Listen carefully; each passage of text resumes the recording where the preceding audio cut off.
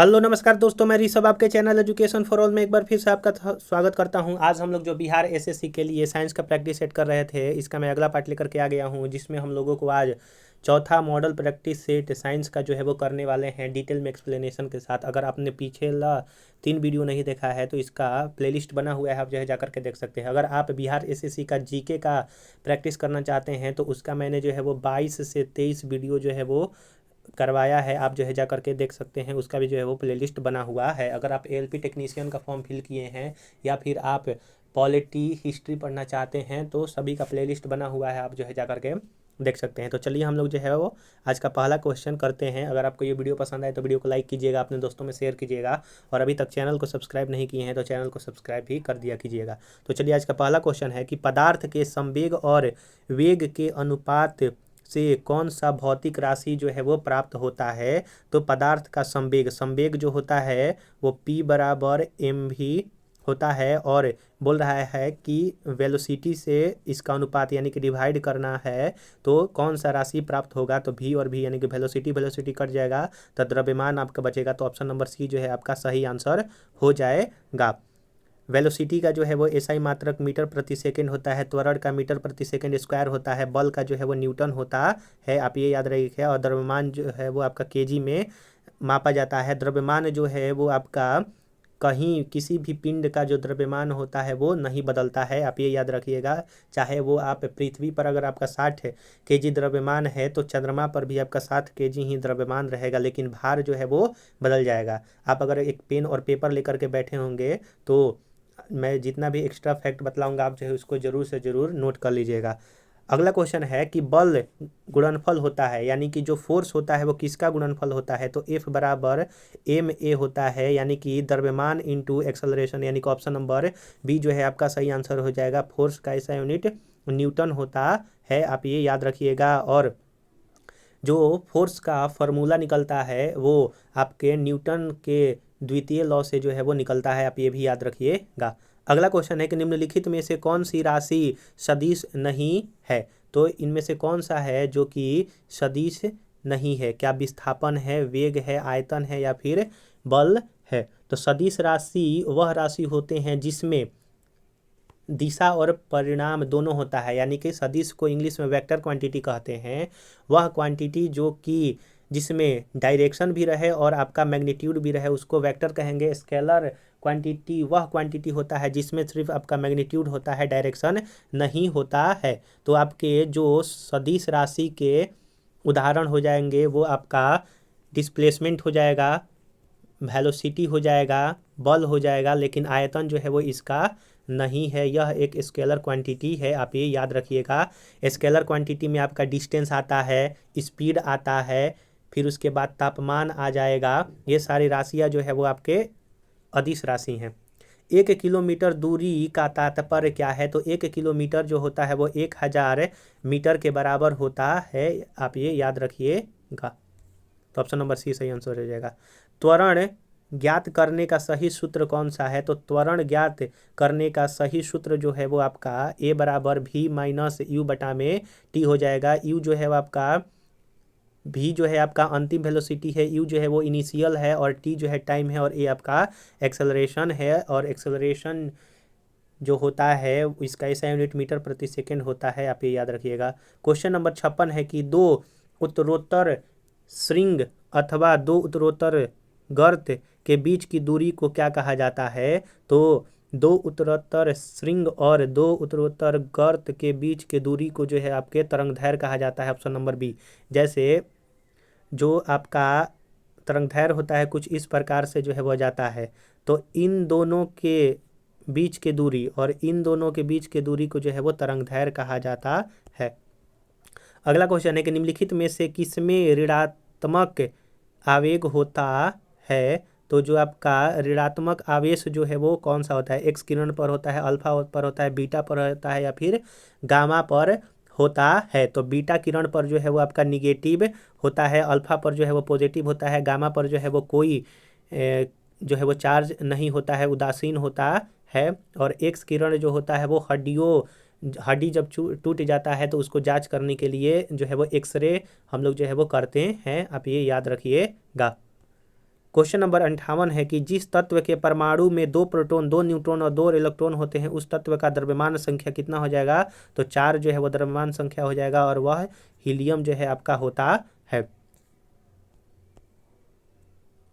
अगला है आपका निम्नलिखित में से कौन सी इलेक्ट्रॉनिक संपूर्ण धातु तत्व के लिए होती है? तो इनमें से कौन सा है जो कि संपूर्ण धातु तत्व के लिए है? तो ये आपका 2 8 7 यानी कि क्लोरीन पर हो जाएगा 2 और 8 जो है 10 10 पर जो है आपका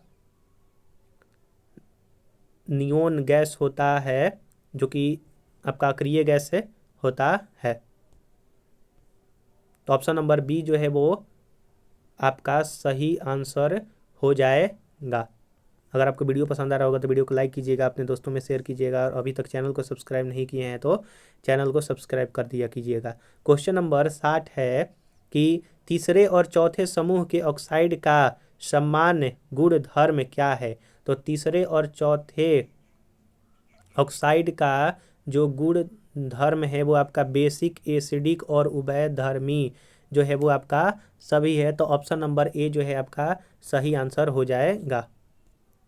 अगला है कि 2 धनात्मक संख्याओं का गुणनफल जो है वो इतना दिया हुआ है, उनका अनुपात इतना है, तो इनमें से छोटा संख्या जो है वो कौन हो जाएगा? तो 7 का मल्टीपल अगर आप देखिएगा तो वो जो है इसका आंसर हो जाएगा छोटा सबसे। ये जो है मैथ आप बना लीजिएगा, या फिर अगर x मान करके बनाएंगे तो 7x और 12x का मल्टीप्लिकेशन जो है वो 1344 दिया हुआ है। इसको जब काटेंगे तो एक्स स्क्वायर का वैल्यू निकलेगा, तो x का वैल्यू निकाल करके और छोटा वाला में अगर कर लीजिएगा तो आपका आंसर आ जाएगा। आप ये कर लीजिएगा। अगला क्वेश्चन है आपका कि सल्फर हेक्सा क्लोराइड अणु का आकार कौन सा है? तो अष्टफलकीय है, यानी कि ऑप्शन नंबर बी जो है वो सही आंसर हो जाएगा, अष्टफलकीय। टेलीस्कोप की खोज किस वैज्ञानिक ने किया था? तो टेलीस्कोप की खोज जो है वो 1609 ईस्वी में गैलीलियो ने किया था। कब? तो 1609 ईस्वी में गैलीलियो ने टेलीस्कोप का खोज किया था और कोपरनिकस की थ्योरी को जो है वो दोहराया था। अगला क्वेश्चन है कि इस सदी की शुरुआत में हवाई जहाज का आविष्कार किसने किया था? तो हवाई जहाज का आविष्कार राइट ब्रदर्स ने 1903 में जो है वो किया था। जेम्स वाट जो है वो स्टीम जो इंजन है उसका जो है आविष्कार किया था। अगला क्वेश्चन है कि कशेरुक रज्जु में से कितनी जोड़ी तंत्रिका निकलती है? तो कशेरुक रज्जु में से जो है वो 33 जोड़ी हड्डियों का जो है वो तंत्रिका जो है वो निकलता है। लगभग 29 जो है हड्डी जो है वो खोपड़ी में 29 से 31 के बीच में जो है वो हमारे मस्तिष्क यानी कि खोपड़ी में जो है वो पाया जाता है हड्डी। अगला क्वेश्चन है कि प्रतिवर्ती क्रियाओं का नियंत्रण केंद्र कहा जाता है। तो प्रतिवर्ती क्रियाओं का जो नियंत्रण होता है वो आपका तंत्रिका तंत्र को जो है वो कहा जाता है। तंत्रिका तंत्र एक जटिल प्रणाली है जिसके अंतर्गत तंत्रिका कोशिका मस्तिष्क मेरुरज्जु स्थित है और मस्तिष्क तंत्रिका तंत्र का महत्वपूर्ण अवयव होता है। अगर तंत्रिका तंत्र नहीं रहेगा तो हमारे शरीर का कोई जो है वो अस्तित्व नहीं रहेगा। अगला क्वेश्चन है आपका कि थायराइड ग्रंथि से थायरोक्सिन स्रावित करने के लिए उत्तेजित करने वाला अंतःस्रावी हार्मोन कौन सा है? तो TSH है, यानी कि ऑप्शन नंबर ए हो जाएगा, जिसको थायराइड स्टिमुलेटिंग हार्मोन्स कहते हैं। थायराइड स्टिमुलेटिंग हार्मोन्स जो होता है वो थायराइड ग्रंथि से थायरोक्सिन स्रावित करने के लिए उत्तेजित करने वाला अंतःस्रावित हार्मोन्स है। अगला क्वेश्चन आपका कि निषेचन की क्रिया कहाँ पर की जाती है? तो निषेचन की क्रिया जो है वो आपका अंडवाहिनी में होता है, जो कि निषेचित अंडा यानी कि जाइगोट गर्भाशय में जा करके स्थापित हो जाता है और शिशु का जो है वो निर्माण होता है। तो निषेचन का क्रिया जो होता है वो आपका कहाँ होता है? तो अंडवाहिनी में होता है। अगर आपको ये वीडियो पसंद आ रहा होगा तो वीडियो को लाइक कीजिएगा, अपने दोस्तों में शेयर कीजिएगा और अभी तक चैनल को सब्सक्राइब नहीं किए हैं तो मैं आपसे निवेदन करता हूं कि चैनल को भी सब्सक्राइब कर दिया कीजिए, क्योंकि वीडियो बनाने में मेहनत लगता है। तो बस आप चैनल को सब्सक्राइब और वीडियो को शेयर और लाइक जरूर से जरूर कीजिए। क्वेश्चन नंबर 69 है कि पीतल के बर्तनों को कलई करते समय गर्म बर्तन के सफाई के लिए प्रयोग किए जाने वाले अमोनियम क्लोराइड चूर्ण से निकलने वाला धुआं जो होता है वो आपका अमोनियम और हाइड्रोक्लोरिक एसिड का धुआं होता है। तो पीतल के बर्तन जब हम लोग कलई को साफ करते हैं और गर्म बर्तन की सफाई करने के लिए जो प्रयोग अमोनियम क्लोराइड होता है तो उससे निकलने वाला धुआं अमोनियम और हाइड्रोक्लोरिक एसिड का होता है। अगला क्वेश्चन है कि जस्ता का एक आयतन भाग घनत्व जिसका 7100 जो है वो केजी मीटर क्यूब दिया है और आपका तांबा का इतना घनत्व दिया हुआ है, तो मिलने वाला जो पीतल होगा तो पीतल का घनत्व जो है वो आपका कितना होगा, ये जो है आपका निकालना है। तो ये जो है मैथ का क्वेश्चन है, आप जो है कर लीजिएगा। अगला क्वेश्चन है कि निम्नलिखित में से कौन सा विटामिन की खून के जमने में आवश्यकता होती है, यानी कि कौन सा विटामिन है जो कि खून के जमने के लिए आवश्यक होती है। तो विटामिन के जो है वो खून के जमने के लिए आवश्यक होती है। विटामिन सी जो है वो इसके कारण स्कर्वी रोग होता है और यह खट्टो फलों में पाया जाता है। विटामिन सी आपका पानी में घुलनशील है और विटामिन बी भी पानी में घुलनशील है। विटामिन सी के कमी से जो है वो मसूड़ों में खून वगैरह जो है आने लगता है। विटामिन ए के कमी से जो है वो रतौंधी आँखों का रोग होता है और त्वचा का शुष्क जो है वो पड़ना विटामिन ए के कमी से ही होता है। विटामिन ए जो है वो लीवर में पाया जाता है और विटामिन ए को रेटिनॉल जो है इसका केमिकल नेम है, आप ये याद रखिएगा। विटामिन ई के कमी के कारण जो है वो बाझपन होता है, यानी कि किसी किसी का जो है वो बच्चा नहीं होता है तो वो विटामिन ई के कमी से ही होता है, आप ये याद रखिएगा। अगला है 72। तो 72 का जो है वो आप स्क्रीनशॉट ले लीजिएगा और इसका आंसर मैं बतला देता हूँ कि 85 वर्ष जो है वो आपका आएगा। आप इसको करके कमेंट में बताइएगा। अगला क्वेश्चन है कि निम्नलिखित में से कौन सा हार्मोन है। तो इनमें से कौन सा जो है हार्मोन है, तो इंसुलिन जो है वो आपका हार्मोन्स का काम करता है। अग्नाशय ग्रंथि यानी कि पेनक्रियाज ग्लैंड से आइसलेट्स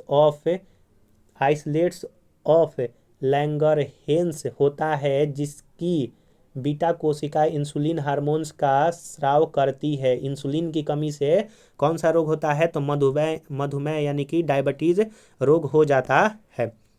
अगला क्वेश्चन है कि हाइड्रोक्लोरिक एसिड कांच की बोतल में नहीं रखा जाता है क्योंकि यह अभिक्रिया करता है किसके साथ, तो कांच की सिलिकॉन ऑक्साइड के साथ। तो जो कांच का सिलिकॉन ऑक्साइड होता है उसके साथ अभिक्रिया कर सकता है, इसीलिए हाइड्रोक्लोरिक एसिड को कांच में नहीं रखा जाता है। अगला क्वेश्चन 75 नंबर है जो कि मैथ है, आप इसको छोड़ दीजिएगा। अगला है कि कच्चे फलों को कृत्रिम रूप से पकाने के लिए प्रयोग की जाने वाली गैस का नाम जो है आपका क्या है, तो वो आपका इथिलीन है। कार्बन मोनोऑक्साइड के द्वारा सबसे ज़्यादा जो है वो आपका वायु प्रदूषण होता है।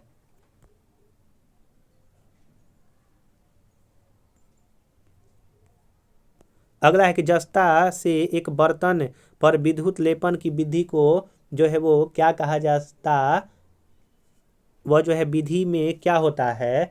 तो जो विद्युत लेपन होता है इलेक्ट्रोप्लेटिंग की प्रक्रिया में सामान्यतः जिस धातु पर लेपन होता है वो कैथोड यानी कि धनायन होता है और जिस धातु का लेपन करते हैं वह जो है आपका एनोड होगा। तो जस्ता से एक बर्तन पर विद्युत लेपन हुआ तो जस्ता जो होगा वो आपका धनायन होगा यानी कि कैथोड होगा। बर्तन को ऋण आवेश और शुद्ध जस्ता को धन ध्रुव जो है वो बनाता है।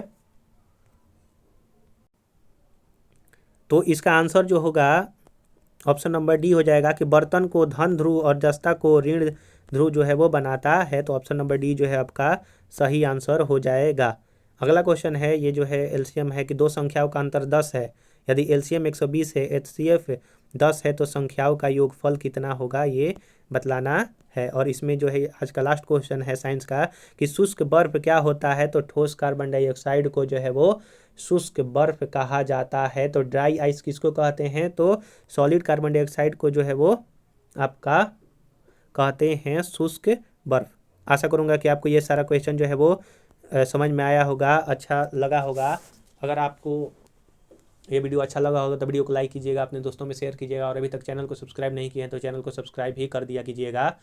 अगर आप पीछे वाला वीडियो नहीं देखे हैं तो आप जो है प्लेलिस्ट में जा करके देख सकते हैं। अगर आप एनसीईआरटी पढ़ना चाहते हैं तो मैं ज्योग्राफी का चैप्टर वाइज एनसीईआरटी करवा रहा हूं, जिसमें मैंने क्लास 6, 7 और 8 को जो है वो कंप्लीट करवा दिया है। क्लास 9 का जो है वो शुरुआत होने वाला है। तो अगर आप नहीं देखे हैं तो तीनों वीडियो को जरूर से जरूर जो है वो देख लीजिएगा, पीछे वाला बिहार एसएससी का।